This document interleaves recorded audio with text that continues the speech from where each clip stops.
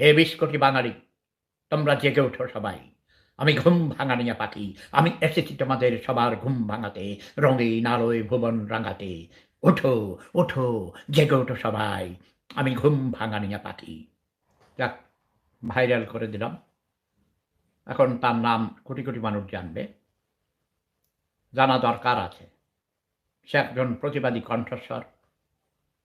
রাষ্ট্রবিরোধী কোনো বক্তব্য দিয়েছে বলে আমার মনে হয় না। বাট সরকার বিরোধী বক্তব্য দিয়েছেন। সরকারের সমালোচনা করেছেন, সরকারের কর্মকাণ্ডের বিরোধিতা করছেন, প্রতিবাদ করছেন এবং একজন মানবাধিকার কর্মী হিসেবে আমিও করে থাকি। তার মনে ক্ষোভ আছে, দুঃখ আছে, বেদনা আছে, ব্যথা আছে, যন্ত্রণা আছে। যারা ভুক্তভোগী তারাই বুঝতে পারে।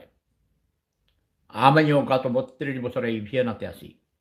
আমার বিরুদ্ধে কিছু এখানে মাফিয়া চক্র, আদম ব্যাপারী, ক্ষমতার ইপসু, অশিক্ষিত মূর্খ, বর্বর, ছোট লোক, গরিব।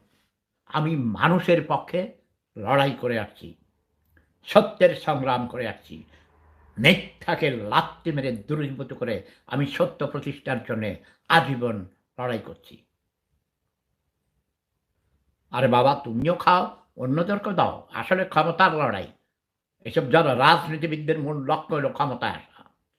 যারা বলে আমি ক্ষমতার জন্যে রাজনীতি করি না, ক্ষমতার জন্য লড়াই করি না, তারা মিথ্যুক, ধোঁকাবাজ। তাদের আমি জুতা মারি।